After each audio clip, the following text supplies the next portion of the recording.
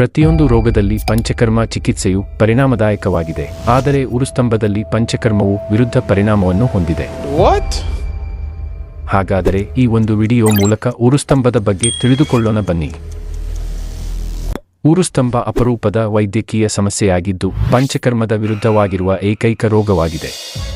ವಿಕೃತ ಆಮ ಹಾಗೂ ಕಫ ದೋಷದಿಂದ ಕಾಣಬರುವ ರೋಗದ ಲಕ್ಷಣಗಳು ವಾತದೋಷದಂತೆ ತೋರಿದರೂ ನಿಜರೂಪದಲ್ಲಿ ಕಫದೋಷದಿಂದ ಕೂಡಿದೆ. ದೂಷಿತಗೊಂಡ ದೋಷ ಮತ್ತು ಆಮವು ಕೆಳಮುಖವಾಗಿ ಚಲಿಸುವ ನಾಳಗಳ ಮೂಲಕ ತೊಡೆಯನ್ನು ತಲುಪುತ್ತವೆ. ತದನಂತರ ಮೇದಧಾತುವಿನೊಂದಿಗೆ ಸೇರಿ ವಾತದ ಚಲನೆಗೆ ಅಡಚಣೆಯನ್ನು ಉಂಟುಮಾಡಿ ತೊಡೆ ಭಾಗದಲ್ಲಿ ಬಿಗಿತ, ಅನೈಚ್ಛಿಕ ಸೆಳೆತ ಮತ್ತು ನಿಶ್ಚಲತೆ ಮುಂತಾದ ಲಕ್ಷಣಗಳು ಉತ್ತೇಜನಗೊಳ್ಳುತ್ತವೆ. ರೋಗದ ಕಾರಣ ಬಗ್ಗೆ ತಿಳಿಯುವುದಾದರೆ ಉಪವಾಸ, ಒಣ, ಸ್ನಿಗ್ಧ, ಲಘು, ದ್ರವ, ಶೀತ ಆಹಾರಗಳ ಅತಿಯಾದ ಸೇವನೆ, ಮೊಸರು, ಹಾಲು, ಜಲಚರಗಳ ಮಾಂಸ, ಮದ್ಯಪಾನ, ಆಯಾಸ, ದಿವಾಸ್ವಪ್ನ, ಜಾಗರಣೆ, ವೇಗಧಾರಣ ಮುಂತಾದ ಕಾರಣಗಳಾಗಿವೆ.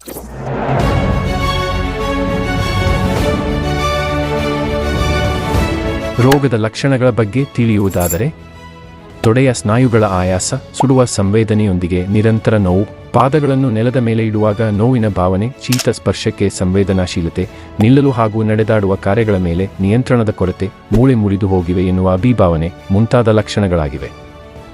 ಚಿಕಿತ್ಸೆಯ ಕ್ರಮದ ಬಗ್ಗೆ ತಿಳಿಯುವುದಾದರೆ ರೋಗವು ಕಫ ದೋಷದಿಂದ ಕೂಡಿದ ಕಾರಣ ರುಕ್ಷಣ, ಕ್ಷಪನ, ಶೋಷಣ ಹಾಗೂ ಉತ್ಸಾದನದಂತಹ ಚಿಕಿತ್ಸೆಯ ಮೂಲಕ ಕ್ರಮೇಣವಾಗಿ ಕಡಿಮೆ ಮಾಡಲು ಸಹಾಯಕವಾಗಿದೆ.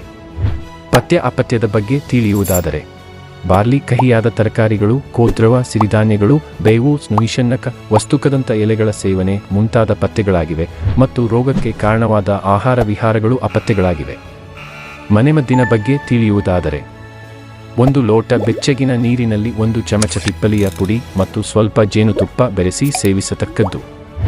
ಅಶ್ವಗಂಧ ಬೇರಿನ ಪುಡಿ, ಜೇನುತುಪ್ಪ, ಸಾಸಿವೆ ಕಾಳಿನ ಪುಡಿ ಮತ್ತು ಹುತ್ತದ ಮಣ್ಣಿನಿಂದ ಮಿಶ್ರಣವನ್ನು ತಯಾರಿಸಿ ತಯಾರಾದ ಮಿಶ್ರಣವನ್ನು ತೊಡೆಯ ಮೇಲೆ ಲೇಪನ ಮಾಡುವುದರಿಂದ ಒಳ್ಳೆಯ ಪ್ರಾಭಾವಿಕ ಫಲಿತಾಂಶವನ್ನು ಕಾಣಬಹುದಾಗಿದೆ.